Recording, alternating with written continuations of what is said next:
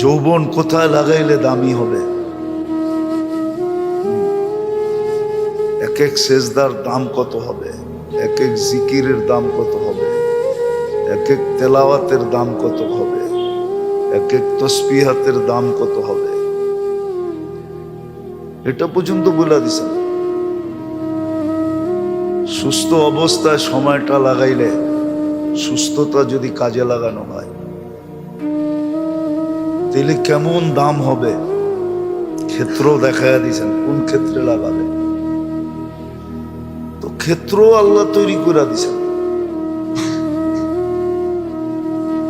আবার ক্ষেত্রগুলার মূল্য নির্ধারণ করছেন। মূল্য কত হবে, মূল্য কত হবে। এরকম অবসর সময়টা কোথায় লাগাবে? মোবাইল দেখতে দেখতে লাগাবে না কি কাজে লাগাবে? আমি তো বলি আর কি, জানি না বলাটা সত্য না মিথ্যা, আমার ধারণা হয় শয়তানের আগে যদি মোবাইল আসতো তাহলে মনে হয় শয়তানের শয়তান হইতে হতো না।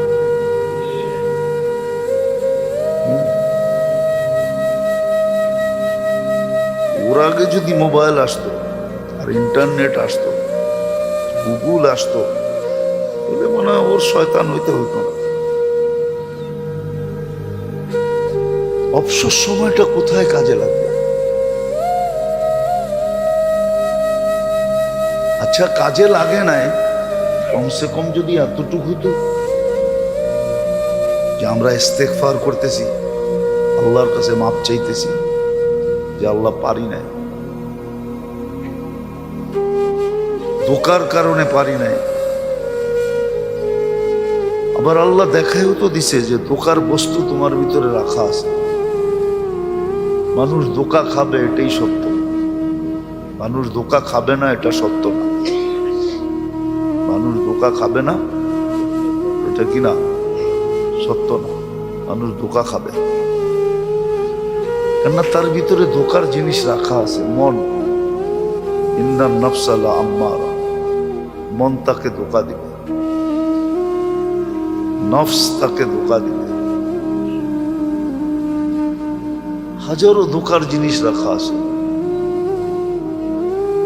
এই জন্য ইঙ্গিতও দিছেন, সুস্পষ্ট ইঙ্গিত, লা ইয়াগুররান্নাকুম বিল্লাহিল গারুর।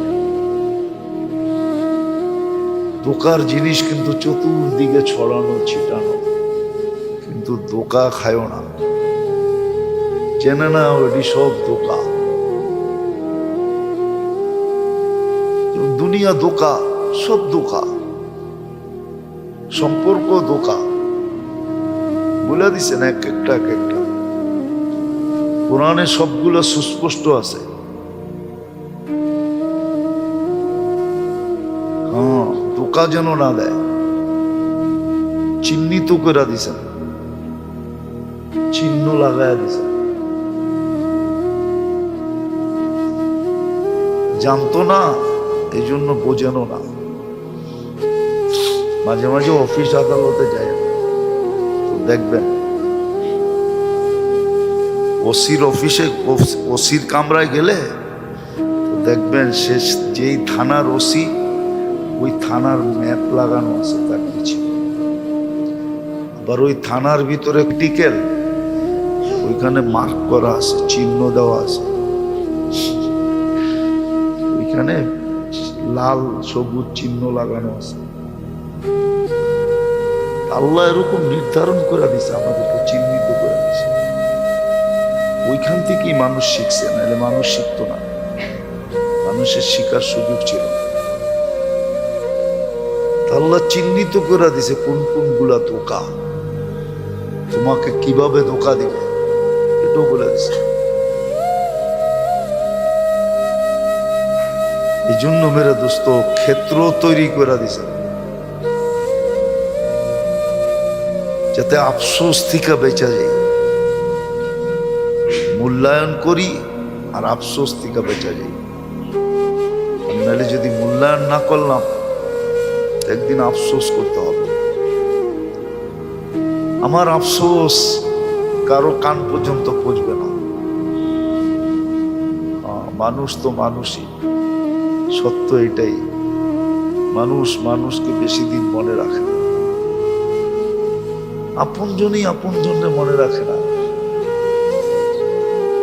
আপনজনই আপনজনকে মনে রাখে না। যদিও কথাটা অনেক সূক্ষ্ম হবে, আপনারা বুঝবেন কিনা আমি জানি না। দুনিয়া ওই দিনই শেষ হয়ে যেত যেদিন মুহাম্মদুর রাসূলুল্লাহ দুনিয়ার থেকে চলে গেছেন। ওই দিনই জগৎটা শেষ হয়ে যাওয়ার কথা ছিল। ওনার দুনিয়ার থেকে চলে যাওয়া,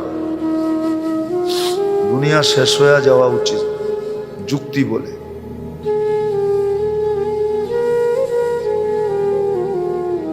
কেননা ওনার রহমতের কারণেই তো সব তৈরি। উনি ছিল, জগৎ রহমত পাইতেছিল, জগৎ রহমত থেকে বঞ্চিত হয়ে গেছে। আর থাইকা লাভ কি? জগৎ কিন্তু ওনার বিচ্ছেদ মেনে নিছে। আর আমরা ভুলেও গেছি নবীকে কতটুকু স্মরণ করি আমরা। সারাদিনে 100 বার দুরূদ পড়ে না, স্মরণ করে করতে কি পড়ে নাকি? কয়জন পড়ে? সারাদিনে 100 বার দুরূদ পড়ে না। সারাদিনে 2-4-10 বার দুরূদ পড়ে না। সুন্নত মতে তো চলে না, চলেই না। নবীর সুন্নতের তো কোনো দাম নাই, কোনো দাম আমাদের সমাজে নাই। নবীর সুন্নতের দাম নাই। অথচ এক সুন্নতের দাম সমগ্র জগতের চেয়ে বেশি। একটু বলাটা ভুল হবে, একটু একটা তুলনা হলো না। সমগ্র জগতের সাথে একটা সুন্নতের তুলনা একটু নিম্নমানের তুলনা, নিম্নমানের তুলনা, নিম্নমানের তুলনা। শুধু সমগ্র জগৎ একবার না, কোটিবারও যদি হয় তাও একটা সুন্নতের সাথে তুলনা হয়। আল্লাহ রসুলের একটা সুন্নত এর চেয়ে দাম। হ্যাঁ, এর চেয়ে দাম। সুন্নতেরই তো ইজ্জত নাই, সুন্নতওয়ালাদের ইজ্জত নাই। বাজার নাই তো, সব বিলুপ্ত হয়ে গেছে।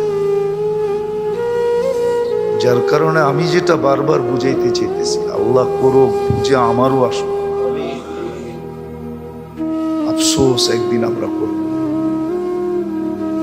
যদি আজকে না করলাম। আজকে যে বিষয়গুলো নিয়ে আফসোস করতেছি, ওটা কোনো আফসোসের বিষয় ছিল না। আর এটা এই জন্য এটাও সুস্পষ্ট করতেছে, দুনিয়ায় যা ঘটছে বা যা ঘটবে তা ঘটার ছিল, বিদায়ী ঘটবে। মানে এটাকে তকদির বলে, লেখা ছিল, বিদায়ী ঘটবে। দুনিয়ায় যা ঘটতেছে ঘটছে, আর যা ঘটবে বলে না, যা ঘটে নাই তা ঘটা ছিল না, বিদায়ী ঘটে নাই। আর যা ঘটছে ঘটার ছিল, বিদায়ী ঘটছে। এটা নিয়ে আফসোসের কিচ্ছু নাই। এই জন্য কোরআন আমাদেরকে বুঝাইছো যে এরকম যদি কিছু ঘটা যায় তো তুমি কি বলবে? কোরআন বলে দিছে, লা ইউসিবানা ইল্লা মা কাতাবাল্লাহু লানা হুয়া মাওলানা। লা ইউসিবানা ইল্লা মা কাতাবাল্লাহু লানা। যা ঘটছে তা লেখা ছিল, বিদায়ী ঘটছে। এটা কোনো অবাঞ্ছিত জিনিস না, আশ্চর্যজনক না, এটা কোনো অতর্কিত জিনিস না। লেখা ছিল, ঘটে গেছে। লা ইউসিবানা ইল্লা মা কাতাবাল্লাহু লানা। এই জন্য শিখাইয়া দিছে, এই জন্য উচিত, আমরা তো ইন্না লিল্লাহ পড়ি শুধু মানুষ মরে গেলে, ঠিক না? হ্যাঁ, এটাই তো। হ্যাঁ, কি সত্য তো? আসলে এটা ভুল। ইন্না লিল্লাহ সারা দিনে একবার হলেও কমসে কম পড়া চাই। এবার সারা দিনে একবার হলেও পড়া চাই।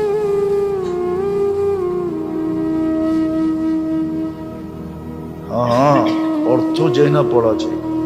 ইন্না লিল্লাহ ওয়া ইন্না ইলাইহি পড়া চাই। বড় সওয়াব হইতো, বড় সওয়াব। শুধু মৃত্যুর খবর, তাও তো দেখি পড়ে, ওর ইন্না লিল্লাহ শুনা আবার ইন্না লিল্লাহ কয়েকশো বার পড়তে হয়, এমন ভুল পড়ে। অথচ সমাজের সবচেয়ে বড় নেতৃস্থানীয় লোক,